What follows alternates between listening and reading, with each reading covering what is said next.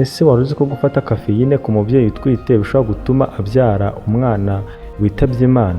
Ese wari uzi ko gufata kafeyine ku mugore utwite bishobora gutuma abyara umwana utagifite ubuzima, ariko kandi niyo yaba akiri muzima akaba ashobora kuvukana ibibazo birimo nko kuvukana ibiro bikeya cyangwa se kuvuka nyine atarakuze ku buryo buhagije?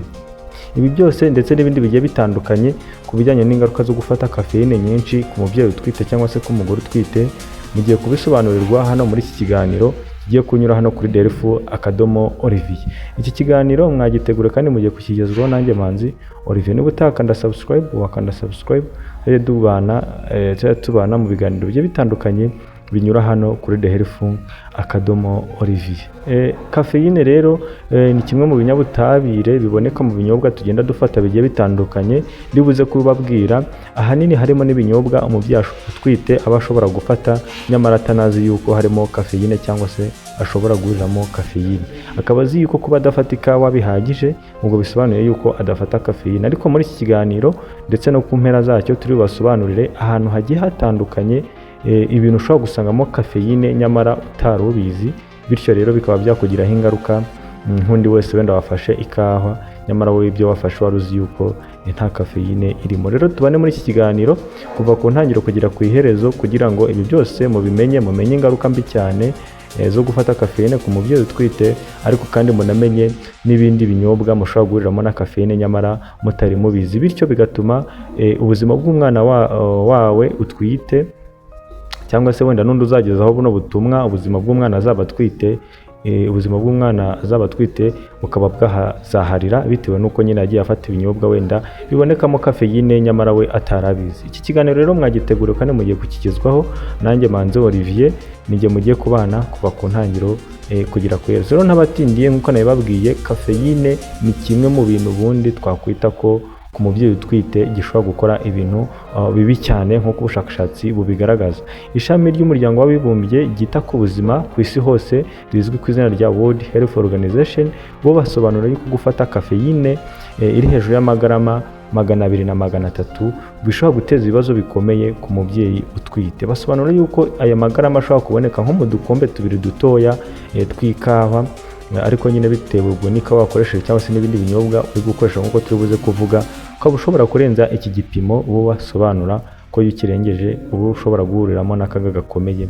Ariko nyine ahanini ku mwana utwite, aho twanabonye yuko ashobora kwitabira Imana mu nda cyangwa se ukabyara umwana witabye Imana nyine kubera ko wagiye ufata za kafeyine cyangwa se ibinyobwa bikungahaye cyangwa se bikize kuri kafeyine. Rero basobanura yuko gufata kafeyine iri hejuru y'amagarama 200 guhera kuri 200 kuzamura na za 300 niyo range nabonye World Health Organization igaragaza. Basobanura yuko uba uri mu byago byo kuzabyara umwana utarakuze bihagije niba waragize amahirwe ntiyitabe Imana ari mu nda. Umwana ntakure neza, bikaba byatuma nyine ubyara umwana utujuje ibiro. Twasobanuye ko umwana utujuje ibiro aba ari umwana wese wavutse ari munsi y'ibiro 2 n'amagarama 500. Icyo gihe uwo mwana ntabwo imikurire ye rwose iba yaragenze neza igihe yarari mu nda, bisobanuye yuko nyine aba yaravutse afite ibiro biciye munsi y'ibikenewe. Rero uku kuvuka afite ibiro bidahagije cyangwa se kuvukana ibiro bikeya, ibizwi nka lower birth weight, ni ukubera yuko kafeyine bagaragaza ko ibangamira uburyo umubyeyi ashyira intungamubiri umwana ibinyuze mu cyitwa placenta, ariko binyuze mu wundi mugozi uzwi ku izina rya umbilical cord. Ni ukuvuga ngo ni inzira ibintu biva ku mubyeyi bijya ku mwana binyuramo. Rero kafeyine bakagaragaza yuko ibangamira itwagwa ry'ibyo bintu. Ibyo bintu rero ni ibiki? Ibyo ibintu by'ingenzi cyane turahita tuvuga kuko ni detaye nyinshi z'ibintu bicamo, wenda harimo nk'intungamubiri nyine ziba zigomba gutunga umwana, hakabamo n'umwuka umwana bagomba gukoresha wa oxygen. Bisobanuye yuko rero niba kafeyine ibangamiye uburyo umwana abonamo intungamubiri, aho ushobora kuvuga amaproteine, ushobora kuvuga amasukari ndetse n'ibindi bigiye bitandukanye muzi nk'intungamubiri, n'umwuka wa oxygen uba uzafasha umwana mu guhinduramo izo ntungamubiri mo imbaraga umwana agomba gukoresha akagumya gukura neza. Rero iyo kafeyine ibangamiye imitwarire y'ibyo bintu bigana ku mwana, birumvikana ko nyine umwana ntabwo azabona intungamubiri zihagije, nta n'ubwo umwana azabona umwuka uhagije wa oxygen, cyane yuko nyine umwana akoresha umwuka wa mama we awukuye n'ubundi uwugendera mu maraso binyuze muri uwo mugozi nababwiye uba ufashe ku mwana, ukagenda ugahura n'ikizwi nka placenta, aricyo nyine cyifashishwa mu gukura ibyo bintu mu mubyeyi kibiganisha mu mwana. Ubwo rero bigatuma umwana adakura neza, bigatuma umwana nyine azavuka afite ibiro bidahagije. Ikindi kandi nuko kafeyine iyo urebye hano muri siyanse ikintu basobanura bagaragaza ko kafeyine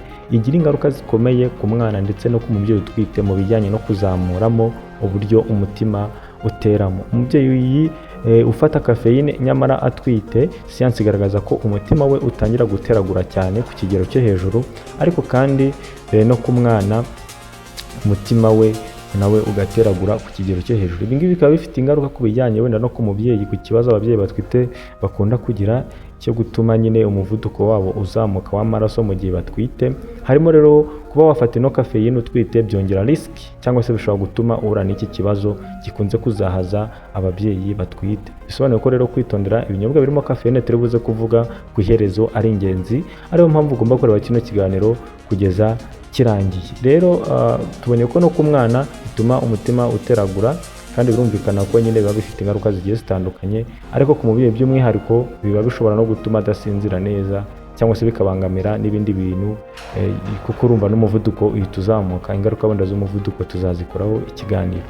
Ku mwanya wa gatatu rero, gufata kafeyine nyamara utwite basobanura yuko bishobora gutuma, urugero ari nko mu gihembwe cya mbere, abarebye ikiganiro twakoze ku bijyanye n'iby'umubyago ashobora kwirinda igihe atwite, murabyibuka ko twavuze yuko gufata kafeyine utwite noneho by'umwihariko mu gihembwe cya mbere bishobora gutuma inda ivamo. Ni ukuvuga ngo inda ishobora kuvamo itaranagiza n'ibyumweru 21 cyangwa se 22, bikarangira nyine inda ivuyemo kubera ko ufata ibinyobwa birimo kafeyine nyinshi, cyangwa se mu magambo make ufata kafeyine nyinshi. Ni ukuvuga ngo urenza za miligarama twavuze ishami ry'umuryango w'abibumbye ryita ku buzima World Health Organization bagaragaza kurenza kafeyine hagati ya miligarama 200 na 300 biba bishobora gutuma rwose inda yawe ivamo nta kindi kintu ukoze, nta wundi muti unyoye. Ibi rero bigatuma ubuzima bw'umwana wahatakarira, bisobanuye ko n'umubyeyi ashobora guhuriramo n'ibindi bibazo byo byagenze aho gutyo, harimo n'ama-infection nyine, kuko aba ari ibintu bibayeho mu buryo butateguwe cyangwa se bikozwe n'umuntu wabihuguriwe cyangwa se wabyize nk'umuganga. Ibi rero bikaba bifite ingaruka nyine zigiye zitandukanye. Urumva kubura ubuzima k'umwana cyangwa se kubura umwana wari utwite ni ikintu giteye agahinda, nyamara kandi byaraturutse ku gufata ibinyobwa wenda birimo kafeyine utanabizi, cyangwa se gufata kafeyine utaruzi ingaruka zayo. Rero ikindi, gufata kafeyine igihe utwite bishobora gutuma habaho ikintu cy'umwuma ku mubyeyi, ndetse no kubura ibitotsi ku mubyeyi. Ni ukuvuga ko kafeyine bimwe mu bintu ikora nyine ituma umubyeyi atakaza amazi menshi. Ni mu gihe kandi n'ubundi mu busanzwe umubyeyi utwite uburyo yihagarikamo babyiyongera, ariko ibi bya kafeyine byo bifitanye isano no kuba noneho hatakara amazi menshi cyane atakabaye kuba atakara, bigatuma nyine umubyeyi ahura n'ikibazo cy'umwuma, ndetse bikanagaragaza ko nyine kafeyine ishobora gutuma umubyeyi adasinzira neza, bityo bikaba byatuma habaho ukwivumbagatanya kw'imisemburo nk'uko twagiye tubibona mu biganiro bigiye bitandukanye, aho twabonye ko gusinzira bifite icyo bivuze ku bijyanye n'uburyo imisemburo ikoramo umubiri. Bisobanuye ko kwivumbagatanya kw'imisemburo biba bishobora kuzana ikindi kintu tutari twiteze, ariyo mpamvu nyine kafeyine tugomba kuyitondera. Muranabizi ko agakawa gakunda gukoreshwa wenda n'abantu badashaka gusinzira, abantu bakora akazi k'ijoro, ibi byo muhita mubyumva ko kafeyine nyine ishobora gutuma umubyeyi adasinzira. Iyo adasinzira rero ngo aruhuke neza, biteza imyivumbagatanyo y'imisemburo, ibyo bikaba bishobora kumugiraho ingaruka cyangwa se bikanagira n'ingaruka ku mwana atwite. Ikindi rero nabahereyeho mbabwira nkitangira ni uko nyine gufata kafeyine nyinshi irengeje igipimo cyagenwe n'inzego z'ubuzima cyangwa se ubu bushakashatsi bugaragaza, nk'uko twabibabwiye, bagaragaza ko ushobora rwose kubyara umwana wamaze kwitaba Imana cyangwa se umwana utagifite ubuzima, warokotse cya cyiciro cya mbere, inda ntiyavuyemo, ibyo kuba umwana atarakuze neza, wapi ngo wenda ngo avukane ibiro bikeya, bikarangira umwana ahaburiye ubuzima, nyamara kubera ko wafashe ibinyobwa bikungahaye kuri kafeyine cyangwa se wagiye ufata kafeyine nyinshi nyamara utarubizi. Rero ku mubyeyi utwite cyangwa se ku mugore utwite ni ingenzi cyane kwitondera ibi bintu tumaze kubabwira byo gufata kafeyine nyinshi, ariko kandi akanitondera ibinyobwa tugiye kubabwira bizwiho nyine kubonekamo kafeyine nyinshi. Niba uri umunyarwanda ukaba uri kumva ururimi tuvuga rwose, niba utwite cyangwa se uzi n'umuntu utwite cyangwa se n'uzanamubona, uzamugire inama yo kwirinda gufata ibinyobwa bikize cyangwa se bikungahaye kuri kafeyine. Rero nk'uko nabibabwiye ku mpera z'iki kiganiro, ni nabasezeranyije ko ngomba kubabwira bimwe mu binyobwa bizwiho kugira kafeyine nyinshi cyangwa se ibibonekamo kafeyine, ariko bimwe na bimwe biba bitazwi muri community cyangwa se muri sosiyete dutuyemo. Rero nibyo ngezeho. Ku mwanya wa mbere, nk'uko mubyumva, kafeyine abenshi murabizi ko iboneka mu cyo twita agakawa mu kinyarwanda cyangwa se ikawa. Burya rero niba wari usanzwe ufata agakawa uri ku kazi, mu buzima bwawe bwa buri munsi cyangwa se mu gitondo cyangwa se n'ikindi gihe, mu gihe utwite nyabuna ugomba kubyitondera. Ngewe ntabwo ngiye kugukura kuri iyo kawa burundu, ariko murabizi ko umubyeyi utwite aba agomba gusura kwa muganga. Niba utwite wafataga agakawa, jya kwa muganga umuganirize, umubwire ko wafataga agakawa, akubwire wenda ingano y'ako uzajya ufata, niba kukareka utabishobora akugire nyine inama. Ariko kuri nge, ku ruhande rwanjye hano kuri Olivier, igihe utwite kafeyine cyangwa se agakawa kareke. Hari igihe utashobora kukagera kagateza ibibazo. Ariko ku muntu utemeranya nanjye wumva atareka agakawa, wo kugira ngo kareke wiyicarire utwite cyangwa se undi muntu akareke yiyicarire atwite, ntakareke nyine, ubwo namugira inama yo kuzajya kwa muganga, akaganira na muganga akamufasha gufata umwanzuro ukwiriye. Tubonye ko rero agakawa kazwiho kugira kafeyine kandi nyinshi. Ku muntu washobora kuyireka igihe atwite yireke, ku muntu utashobora kuyireka jya kwa muganga uganire na muganga bagushakire igisubizo. Ikindi cya kabiri ni icyayi gisanzwe. Burya mu cyayi gisanzwe cyaba kino cya black tea, iyo tuvuze black tea ni bitwita amajyane mu kinyarwanda, icyayi cy'amajyane, ariko na cya kindi kizwi ku izina cya green tea cyangwa se icyayi cy'icyatsi mu kinyarwanda, ariko mu gifaransa njya numva mu Rwanda dukunda gukoresha izina rya teve, tuba dukoresheje igifaransa. So nicyo cyayi rero bizwiho kuba bibonekamo za kafeyine ku kigero runaka. Rero mu gihe utwite ukaba uzi ko wakundaga kunywa iki cyayi ku bwinshi, gabanya ingano nyabuna. Nibiba ngombwa, niba wumva utazi kukigera, kireke. Niba kukireka kikunaniye, jya kwa muganga uganire nabo, babwire ko ukoresha bimwe mu binyobwa bibonekamo kafeyine, bakugira inama y'ubundi buryo wakwitwaramo. Ikindi kintu, ku bantu mukunda kurya za shokora, zino za dark chocolate cyangwa se shokora zijimye, murazibona. Zira shokora nazo zizwiho kuba zibonekamo kafeyine. Rero ku muntu ukunda gufata shokora igihe utwite cyangwa se ku wundi muntu uzi utwite, ni ingenzi ko agira ukuntu yitondamo. Ikindi twababwira ni bino binyobwa bizwi ku izina ry'ama energy drinks. Muzajye musoma kuri turiya dupapuro tuba turiho, hari ibyo banakugaragariza ngo hano harimo kafeyine ingana gutya. Rero niba ubona harimo kafeyine irengeje miligarama 200, icyo kinyobwa wikinywa. Nuvuga ngo bino binyobwa tugura birimo amasukari, murabizi ku masoko hari byinshi, ntacyo ngiye kuvuga mu izina, ariko uzajya usoma kuri kariya gapapuro ureba handitse kafeyine, urebe ngo harimo iyihe ngano ya kafeyine. Ese ni 0? Ese ni miligarama 100? Ese ni miligarama 400? Ese ni miligarama 200?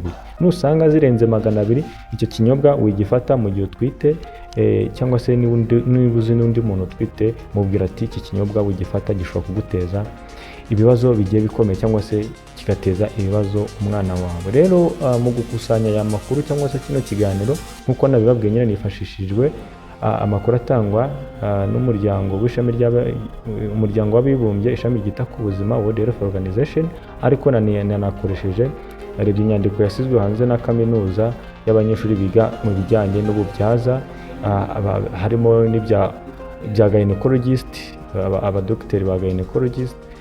Niho nakoze iki kiganiro nifashishije. Rero njye mwabanye, nitwa Manzi Olivier, tuzabane no mu biganiro by'ubutaha. Ariko niba wagize ikibazo, icyifuzo, wajya muri comment ukatwandikira ikibazo turagusubiza. Niba wagize icyifuzo nacyo wajya muri comment turagusubiza. Niba ukunze ino video ubonye nyine irimo inyigisho, ukande like. niba ubonye ino channel yacu ya Delphi Akadomo Olivier itanga ibiganiro byafasha sosiyete cyangwa se undi muntu wari we wese, ukande subscribe kugira ngo utazajya ucikwa nyine n'ibindi biganiro binyura hano. Niba ubonye ibiganiro binyura hano byagufasha rero, niba nta kintu nakongeraho, ubwo ufite ikibazo turahura muri comment. Rero ubwo nababwira ngo dukomeze kugira ubuzima bwiza, twite ku buzima bw'umwana n'umubyeyi. Ndabashimira abantu twabonye kuva ku ntangiriro kugera ku iherezo, tuzabane mu biganiro by'ubutaha. Ndabakunda cyane, ciao ciao.